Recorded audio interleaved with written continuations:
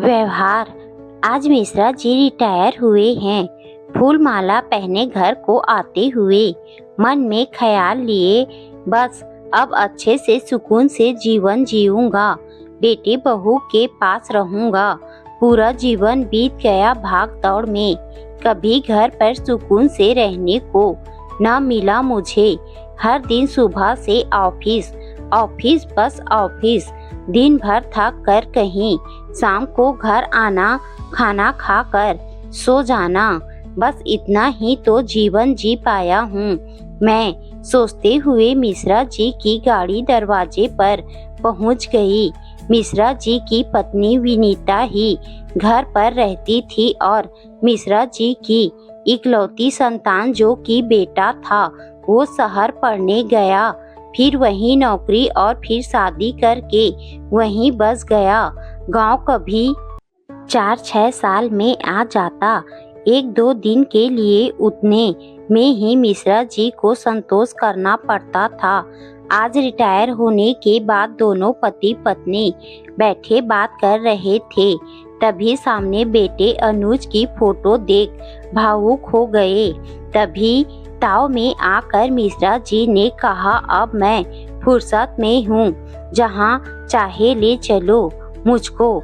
दोनों ने निर्णय किया, बेटे के पास शहर जाएंगे, 1-2 महीने वहीं रुकेंगे, खूब घूमेंगे, मौज मस्ती करेंगे।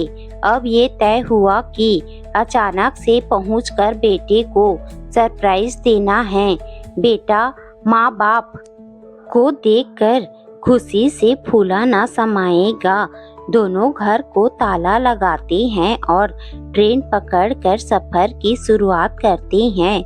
मिश्रा जी स्टेशन पहुंचकर बेटे को फोन करते हैं। मिश्रा जी की पत्नी फोन पति से छीनकर बोलती हैं, मैं फोन करूंगी बेटे को, रिंग जा रही हैं, अभी देखिए अनुज कितना खुश होगा हम दोनों को यहाँ आया जानकर। अरे फोन क्यों कट गया? पत्नी से फोन वापस लेते हुए मिश्रा जी ने फोन किया। इस बार फोन लगा, रिंग जा रही हैं। हेलो हेलो अनुज बेटा, हम तुम्हारी मम्मी और मैं तुम्हारे पास आ रहे हैं, तुमसे मिलने और पहुंच ही गए हैं, ट्रेन आउटर पर खड़ी हैं। अरे वाह, मैं अभी आता हूँ आपको रिसीव करने। अच्छा पापा, मैं भी निकलता हूँ ऑफिस से, बस 10 मिनट में स्टेशन पहुँच जाऊँगा, आप वेटिंग रूम में बैठ जाइएगा, बोलकर अनुज ने फोन काट दिया। उधर ट्रेन से उतर कर प्लेटफॉर्म में बैठ जाते हैं। मिश्रा जी और उनकी पत्नी विनीता ने भी बड़े उत्साह से अपना बैग अटैची संभाल ली, क्योंकि मुंबई का स्टेशन है, बहुत भीड़ रहती है। जिस गाड़ी से उतरे थे वो गाड़ी भी रेंगने लगी थी। विनीता ने बहुत खुश होते हुए कहा, पता ही नहीं चला कि 5 साल कैसे बीत गए। गोलू भी तो अब बोलने लगा है। मिश्रा जी भी मुस्कुरा कर बोले, हाँ, अगर उसने फोन पर नहीं कहा होता कि दादा दी तब आओ दे तो मैं आता ही नहीं। 5 साल में एक बार भी नहीं बुलाया अनुज और बहू ने। विनीता खींचते हुए पति को, ओफो, आप तो हर समय झुंझलाते ही रहते हैं। अरे बच्चे अपने काम में बिजी थे कि हमारी देखभाल करते, दोनों को ऑफिस जाना होता है, खाली घर में क्या करते हम। ठीक है, अब जा तो रहे हैं ना, विनीता ने समझाते हुए कहा। अच्छा सुनिए, बहू को मुंह दिखाई दे दीजिएगा, कंजूसी ना करिएगा। हाँ जरूर दे दूंगा, चलो प्लेटफॉर्म में ही कुछ खा लेते हैं। 5 साल पहले अनुज ने मुंबई में ही गुपचुप शादी कर ली थी। मिश्रा जी और विनीता को जब पता लगा तो वे बहुत नाराज हुए। अब 5 साल बाद जब उनका बेटा गोलू 2 साल का हो गया, तब जाकर कहीं दादा दादी को दर्शन मिलेगा। मिश्रा जी ने विनीता को हाथ पकड़कर प्लेटफार्म पर उतारा और अनुज को फोन करने लगे। बेटा, हम प्लेटफार्म पर आ चुके हैं, तुम कितनी देर में आप पहुंच रहे हो? अनुज उधर से बोलते हुए। ओ पापा, बस आधा घंटा लगेगा, आप वेटिंग रूम में बैठिए, चाय वाय पीजिए और ऑफिस से निकलता हूँ। तुम अभी तक ऑफिस से निकले ही नहीं हो। तुम तो कह रहे थे कि 10 मिनट में। मिश्रा जी को झुंझलाहट आ रही थी। अरे पापा, एक इम्पोर्टेंट फाइल साइन करनी थी, बस निकल ही रहा हूँ। 20-25 मिनट में कहकर अनुज ने फोन काट दिया। मिश्रा जी बड़बड़ाते हुए वेटिंग रूम की ओर चलने लगे। अभी तक जनाब ऑफिस से निकले ही नहीं हैं, अभी आधा घंटा लगेगा, पहुँचेंगे करीब 1 घंटे 1.5 घंटे में। ऑफिस यहाँ रखा है, हद है। ओफो, अब क्यों बड़बड़ा रहे हो? आ जाएगा, काम कर रहा है, घूम तो नहीं रहा। विनीता ने कहा। तुम्हारी इसी आदत से मुझे चिढ़ है, हमेशा अनुज का पक्ष लेती रहती हो। अरे, जब उसे मालूम है कि हम आज आ रहे हैं तो क्या गाड़ी नहीं भेज सकता था स्टेशन? और फिर हमारे आने पर 1 दिन की छुट्टी भी ली जा सकती थी। मिश्रा जी बोले। छुट्टी की क्या जरूरत है? विनीता जी ने शांति से पुल पर चढ़ते हुए कहा। बस माँ बाप रिश्तेदार सबको चूल्हे में झोंको और मिश्रा जी झुंझलाने लगे। अच्छा बस करो, किधर जाना है? विनीता जी ने बात काटी। इधर चलो, प्लेटफार्म 1 इधर है, वेटिंग रूम भी इधर ही है। मिश्रा जी सूटकेस घसीटते हुए बढ़ने लगे। वेटिंग रूम में आकर हाथ मुंह धोकर दोनों ने एक एक कप चाय पी। लगभग आधा घंटा बीतने के बाद मिश्रा जी ने फिर अनुज को फोन किया। हेलो, कहाँ हूँ? बस पापा, अभी पहुँचा, ऑफिस से निकल चुका हूँ, जरा ऑफिस से कुछ एडवांस लेकर स्टेशन पहुँच रहा हूँ, अनुज का जवाब था। फोन अपनी जेब में रखते हुए मिश्रा जी को खामोश देखकर विनीता ने कहा। क्या हुआ? अभी मेन ऑफिस जा रहा है एडवांस लेने, उसके बाद यहाँ आएगा। मिश्रा जी ने बिस्किट मुंह में डालते हुए कहा। चलो ठीक है, आ जाएगा। वैसे अभी 11:30 ही तो हुआ है, पूरा दिन पड़ा है, शाम तक घर पहुँच ही जाएंगे। विनीता ने गहरी सांस लेते हुए कहा। लगभग 1 बज चुका था। दोनों बैठे बैठे ऊबने लगे थे कि मिश्रा जी ने फिर अनुज को फोन किया। बहुत देर तक घंटी बजती रही और कोई उत्तर न मिला। 2-3 बार फोन करने पर भी जब कोई उत्तर नहीं मिला तो मिश्रा जी झल्लाते हुए बोले, अब फोन ही नहीं उठ रहा है। विनीता ने मिश्रा जी को समझाया। क्यों गुस्सा कर रहे हैं? ट्रैफिक में फंसा होगा, गाड़ी चलाए कि फोन उठाए। आधे घंटे में आ रहा हूँ बोला था और 1.5 घंटा हो चुका है, क्या तरीका है? मिश्रा जी के चेहरे पर अभी भी गुस्से के भाव थे। मुंबई का ट्रैफिक मालूम है, खामखा नाराज हो रहे हैं आप। आ जाएगा, विनीता ने कहा ही था कि फोन की घंटी बज उठी। मिश्रा जी ने झट से फोन उठाया। हेलो, हाँ कहाँ हो? अनुज ने उत्तर दिया। अरे पापा सॉरी, मैं जाम में फंसा हूँ, पता नहीं कितनी देर लगेगी। मैं आपकी बहू को फोन करता हूँ, वह आपको लेने आ जाएगी। उसका ऑफिस स्टेशन के पास ही है।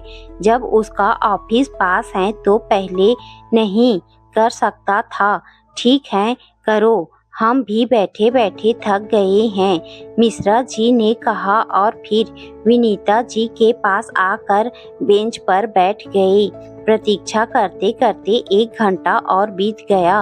लगभग 2 बज चुके थे।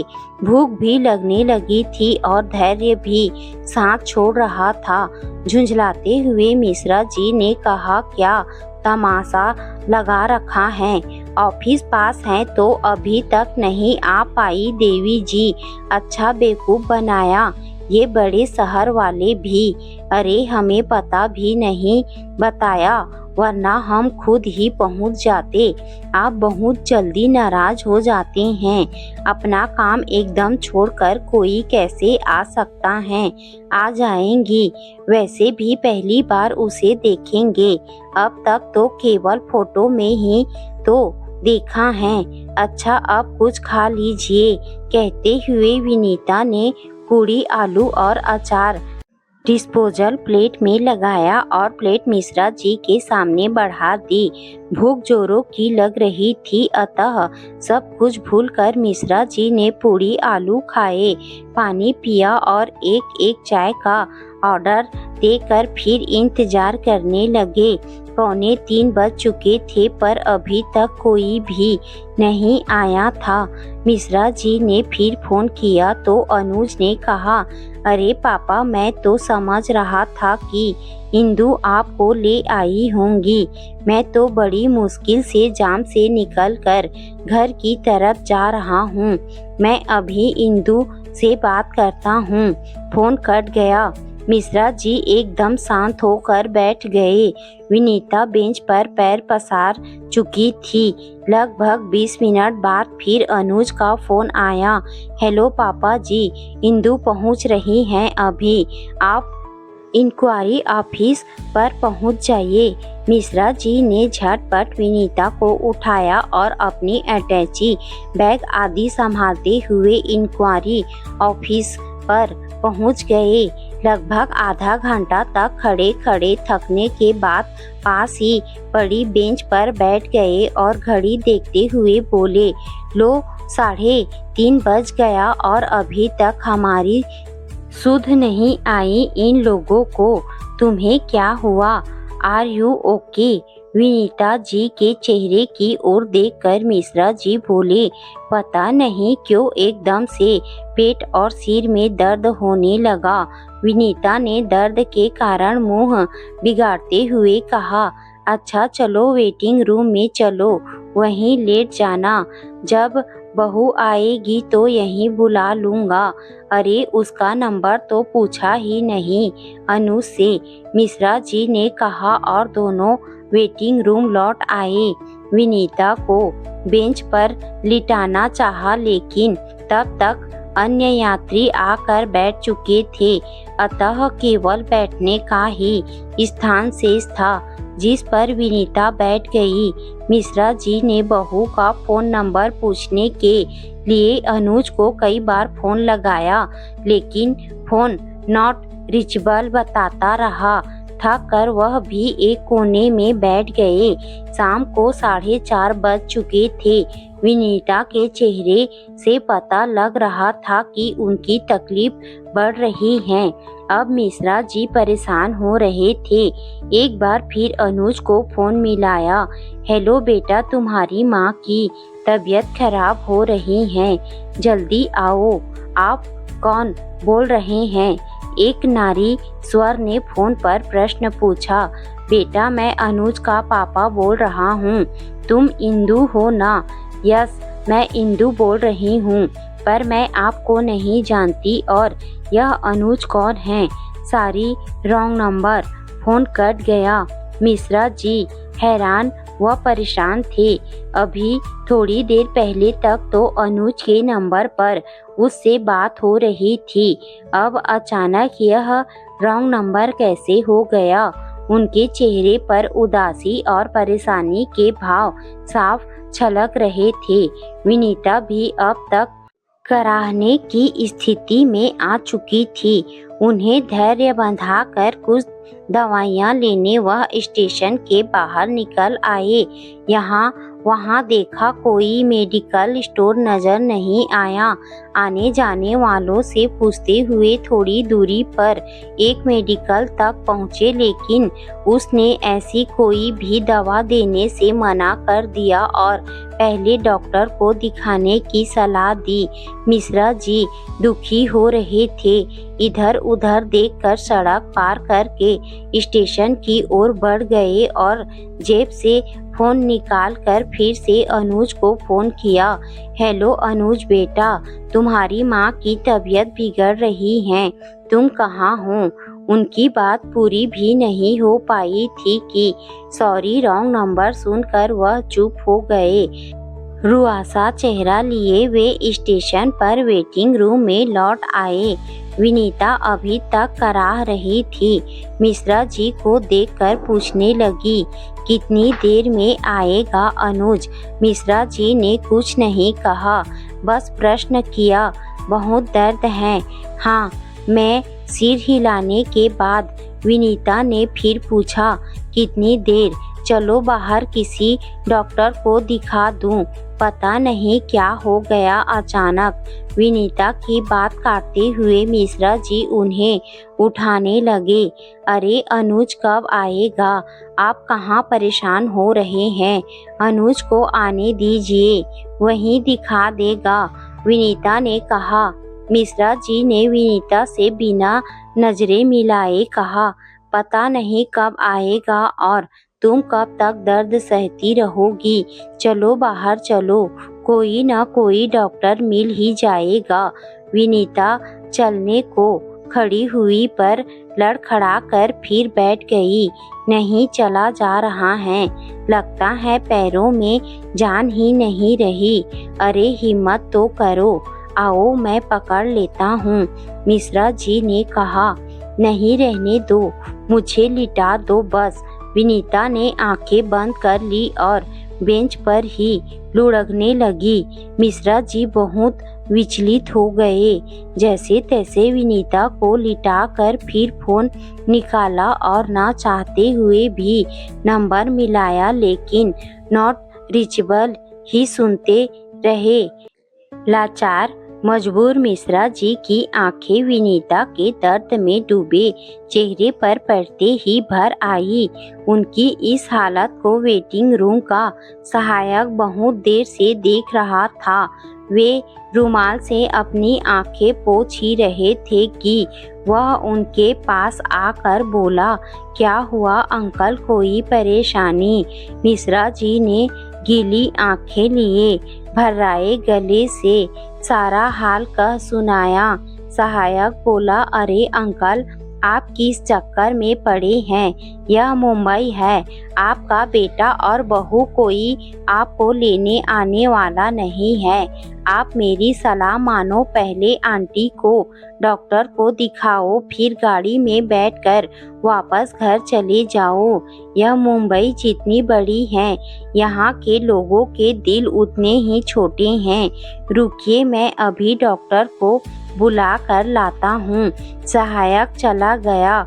मिश्रा जी उसकी बातों को याद करके सोचते हुए विनीता के चेहरे को देखते रहे। लगभग 10 मिनट बाद वह सहायक डॉक्टर को साथ लेकर लौटा। डॉक्टर ने चेकअप किया और कुछ दवाइयाँ लिखकर मिश्रा जी को पर्चा पकड़ा दिया। मिश्रा जी ने डॉक्टर से फीस पूछी, लेकिन डॉक्टर ने यह कहकर मना कर दिया कि आप मेरे माता पिता की तरह हैं, आपसे कैसी फीस? आप जल्दी मेरे साथ चलकर दवाइयाँ ले लीजिए, मेरा मेडिकल स्टोर भी यहीं पास में है। मिश्रा जी डॉक्टर के पीछे जाने को उठे, तभी सहायक ने कहा, अंकल आप आंटी के पास बैठिए, मैं दवाइयाँ लेकर आता हूँ। डॉक्टर और सहायक को जाता हुआ देखकर मिश्रा जी को आश्चर्य हो रहा था कि इस शहर में जहां अपने भी बेगाने जैसे हो गए हैं, ये बेगाने लोग मेरी मदद कर रहे हैं। मिश्रा जी विनीता के पास बैठ गए। लगभग 15-20 मिनट के बाद सहायक लौटा और उसने दवाइयाँ मिश्रा जी को दे दी। मिश्रा जी ने विनीता को उठाया और दवाइयाँ दी। सहायक अभी तक पास में खड़ा था। उसने मिश्रा जी से कहा, अंकल आप इटावा से आए हैं ना? हाँ, आज सुबह ही तो। मिश्रा जी अपनी बात पूरी नहीं कर पाए कि सहायक ने कहा, जी मैंने देखा था अंकल, वही गाड़ी अभी तक घंटे बाद इसी प्लेटफॉर्म से वापस जाएगी। यदि आप मेरी सलाह माने तो वापस चले जाइए, क्योंकि आपको लेने यहाँ कोई नहीं आएगा। अभी 4 दिन पहले आपकी ही तरह एक अंकल आंटी पंजाब से आए थे। इसी वेटिंग रूम में 2 दिनों तक अपने बेटे का इंतजार करते रहे, लेकिन वह नहीं आया और अंत में उन्हें भी वापस जाना पड़ा। वैसे यदि आप चाहे तो मुझे अपने बेटे का पता बता दीजिए, मैं आपको आपके बेटे के पास पहुंचा। वह बात पूरी नहीं कर पाया था कि मिश्रा जी ने जेब से 500 रुपए का नोट निकालकर उसकी ओर बढ़ाते हुए कहा, लो बेटे, दवाइयों के पैसे ले लेना और हम दोनों का वापसी का टिकट भी ले आना। नोट लेकर सहायक चला गया।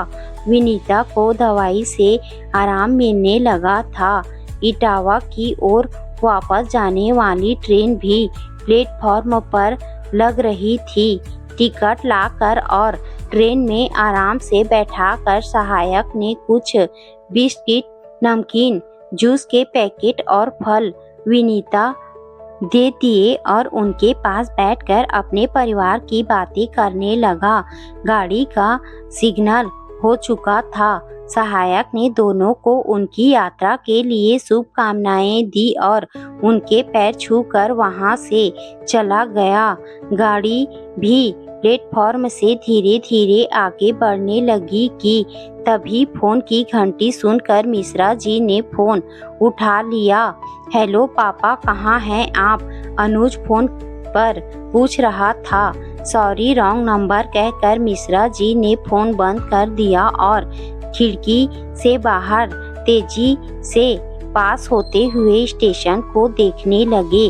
गहरी सांस लेते हुए अपनी पत्नी का हाथ और मजबूती से पकड़ते हुए उनका सर कंधे पर रख अपने गांव की और ऑफिस की बात सोचने लगे।